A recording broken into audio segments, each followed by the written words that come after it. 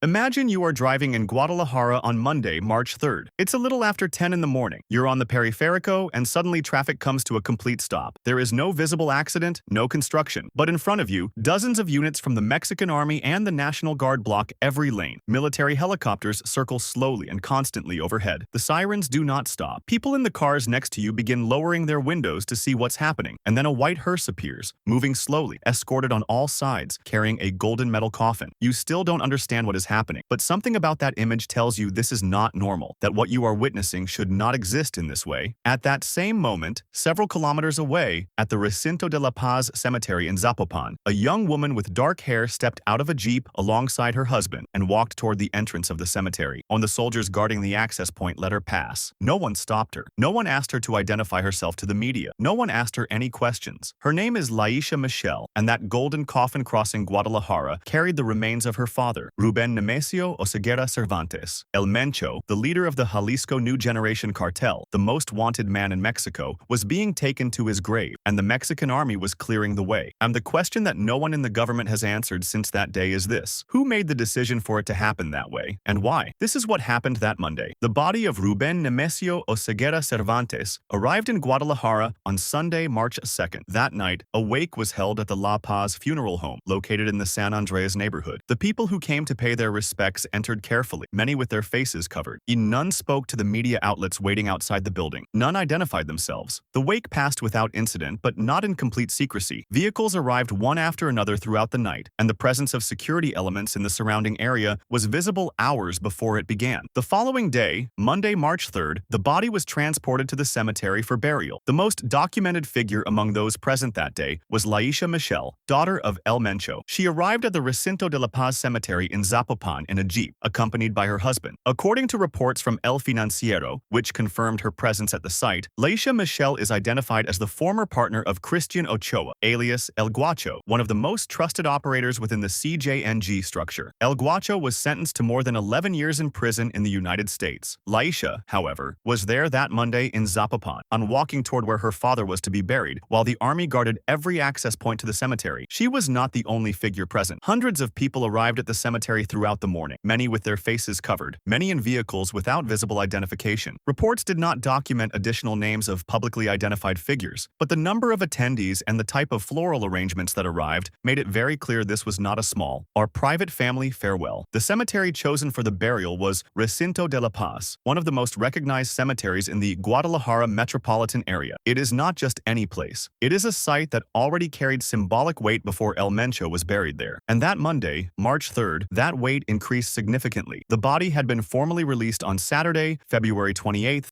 by the Office of the Attorney General of the Republic, FGR, to the legal representatives of the Oseguera Cervantes family in Mexico City. From there, it was transported to Guadalajara for the wake and burial. The FGR complied with the legal procedure for releasing the remains, and from that moment on, at least in official discourse, the institution's responsibility ended. But the story of that Monday was only beginning. Shortly after 10 in the morning on Monday, March 3rd, the white hearse left the La Paz funeral home in the San Andres neighborhood of Guadalajara, with the golden coffin inside. From that moment on, what occurred on the city's streets was something ordinary citizens heading to work that day did not expect to encounter. The Mexican Army and the National Guard took control of the route from the very start. Sirens were activated. Deployed personnel began blocking vehicular traffic at every intersection along the way. The route took the Periférico, with then Avenida Santa Margarita, moving directly towards Zapopan. According to El Occidental, the full route covered 26 kilometers, using the shortest available path. Under normal traffic conditions, that trip would have taken around 44 minutes. That Monday, with the army blocking every traffic light and intersection, it took considerably less. Drivers on the affected roads received no official explanation at the time. They simply encountered closed traffic, military uniforms in the streets, or in the white hearse passing under escort. Ejido and Ramon Lopez Velarde streets were closed to regular traffic. Only local residents and vehicles linked to the funeral service were allowed access. Dozens of official units participated in the transfer operation and escort. From the air, military helicopters conducted continuous flyovers to monitor any suspicious movement along the route. When the hearse arrived at Recinto de la Paz cemetery, the scene it encountered was that of a cemetery that had been prepared for days. Since Friday, February 28th, police and military personnel had already begun deploying at the site. Rhino-type vehicles, typically used for transporting high-risk detainees, were stationed at the entrances. Armored patrol units from the Mexican Army and the National National Guard guarded the outer perimeters. Every vehicle that attempted to enter the cemetery parking lot that Monday was stopped and inspected one by one. These security personnel searched for weapons or dangerous objects. No one was allowed to remain parked in the surrounding area. Units stationed outside required vehicles to keep moving and enter directly through controlled access points. The golden coffin of Ruben Nemesio Oseguera Cervantes arrived at its destination without any reported incident. Inside Recinto de la Paz, as the coffin was moved to the burial site, the scene surrounding the funeral told its own story, a story that cameras were able to document in part, but not in full. It is estimated that Ruben Oseguera Cervantes received more than 500 floral wreaths. The number was reported by El Occidental. The vast majority of these arrangements arrived without any visible identification. No name, no dedication, no ribbon, completely anonymous. But not all arrived that way. Those that did arrive with ribbons and written dedications were intervened before they could be photographed or documented by the media present. People at the site physically removed the ribbons from the wreaths, ensuring that no camera captured who had sent that tribute or what words accompanied it. That detail deserves attention. At a funeral like this, wreaths with dedications are records. They are evidence of who acknowledges whom, who pays tribute to whom, who moves within those circles. Now, removing them was not an impulsive act. It was a coordinated decision executed in real time in front of media cameras covering the event. And it worked. Authorities did not document, at least not publicly, the content of those ribbons before they were removed. However, two floral arrangements were clearly captured by the media before they could be altered or taken away. The first was a wreath bearing the initials CJNG. The second was a floral arrangement shaped like a rooster, a symbol consistently associated with the cartel's identity and with El Mencho's personal figure within the organization. Those arrangements remained visible during part of the event. Authorities removed what they could in terms of documented ribbons, but the cartel's symbolism was present in that cemetery during the burial of its leader. Media cameras recorded constant arrivals of vehicles throughout the morning. People with covered faces entered, stayed as long as necessary,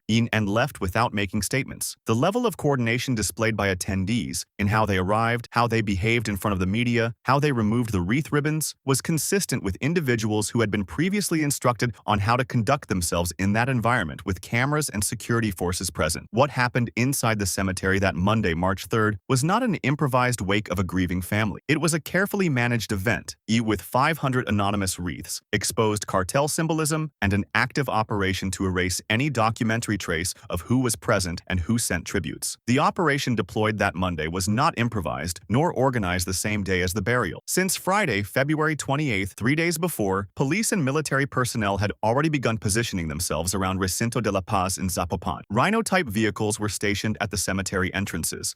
Armored patrols guarded the perimeters. That level of anticipation implies something concrete. Authorities knew at least 3 days in advance when and where the burial would take place. Someone communicated that information. That prior coordination between security institutions and the legal representatives of the Capos family is part of the official explanation, although it was never publicly detailed. The official argument communicated was one: the operation aimed to guarantee public order and prevent violent acts by rival groups that might attempt to exploit the concentration of individuals linked to the cartel in one place. Federal sources cited in media reports were consistent on this point. The objective was prevention, not protection of the Capos family. That justification carries a public security logic that cannot be ignored. The death of a leader of that magnitude in the drug trafficking world is a moment of potential instability. Authorities had real operational reasons to deploy a security apparatus at that burial. However, what authorities did not do during that operation is equally relevant. There were no arrests. Among the hundreds who attended El Mencho's burial, many with covered faces, arriving in unmarked vehicles, in a cemetery where wreaths bearing CJNG initials were visible, no one was detained. No one was taken in for questioning. No one was publicly identified by institutions as a person of interest in any investigation linked to the cartel. There was no statement from the Office of the Attorney General about investigating attendees as part of CJNG structures. The FGR had released the body the previous Saturday and appeared to withdraw publicly afterward. There was no press conference from the federal government explaining the operation, no statement from the Secretariat of National Defense or the National Guard outlining the criteria used to decide to escort a funeral procession with that level of military resources. The National Guard issued no statement either. The only concrete official response was that the operation fulfilled its objective. There was no violence. That was all. One must pause on what that absence of communication means. An operation of that scale, involving the Army, National Guard, helicopters, on armored vehicles, road closures in a city of 4 million, is a top-level security event. Normally, operations of that magnitude are accompanied by institutional narrative, a press briefing, a detailed statement, an explanation of criteria. criteria. None of that occurred. The Secretariat of National Defense did not explain why the Army led the procession instead of simply ensuring perimeter security. The National Guard did not explain how many elements were deployed or under what orders they operated that day. The FGR released the body and then remained silent. The federal government did not call any spokesperson to clarify the citizen concerns that the images immediately generated. That decision not to communicate beyond the minimum was itself a stance. In politics and public security, institutional silence is not neutrality. It is a decision, and the decision not to explain the criteria under which the Mexican state militarily escorted the burial of the CJNG leader left space for every citizen, analyst, and media outlet to fill that vacuum with their own conclusions. The image that operation left in collective memory, a golden coffin escorted by the Mexican army across 26 kilometers of city, cannot be erased with a one-line statement. The funeral procession images began circulating on social media and news portals that same Monday morning. The reaction was immediate. On Twitter, Facebook, and in comment sections of major digital media outlets, the same question appeared repeatedly. How is it possible that the man identified as responsible for years of violence in Jalisco and dozens of states received a burial escorted by the army? How is it possible that his associates arrived openly with wreaths bearing cartel initials and left without consequence? Where is the line between preventing violence and granting, even de facto, a form of institutional dignity to a capo's burial? Beneath social media outrage lay a deeper reaction. The silent anger of victims' families, those who have waited months or years for justice for a murdered relative, a forced disappearance, a business destroyed by extortion, a son recruited by force. So they watched that funeral procession and needed no platform to express what they felt. The federal government presented El Mencho's death as a historic blow to organized crime. Operationally, it was. But that message was eroded by the images of his burial. What Mexico saw that Monday was not just the closing of a chapter. It was a demonstration that even in death, the accumulated power of a capo of that magnitude is enough to stop a city's traffic, fill a cemetery with 500 anonymous wreaths, and have the army clear the way. Laisha Michelle arrived and left that Monday. El Mencho's associates, with covered faces and unmarked vehicles, arrived and left. The wreath ribbons were removed before documentation. The CJNG initials were visible during the burial. When it was over, the army lifted the operation and withdrew. What remains is not only the grave of Ruben Nemesio Oseguera Cervantes in Recinto de la Paz in Zapopan. What remains is a question no institution has clearly answered. What does it mean for the Mexican state to have organized in that way the transfer and burial of the leader of one of the continent's most violent cartels? What message does that send to families who did not have army escorts or helicopters when they buried their dead? The CJNG does not disappear with the death of its visible leader. Routes, structures, regional alliances, agreements with local officials all continue functioning today. The internal struggle for control has already begun, even if it does not yet have a public face. And that transition, as with all transitions of power within Mexican organized crime, will come with violence before reaching a new equilibrium. Those future victims will have names, families, communities, and they will not have an army escort for their funeral processions. What also remains is a reflection about Laisha Michelle, the young woman who stepped out of the Jeep in Zapopan and walked toward her father's grave.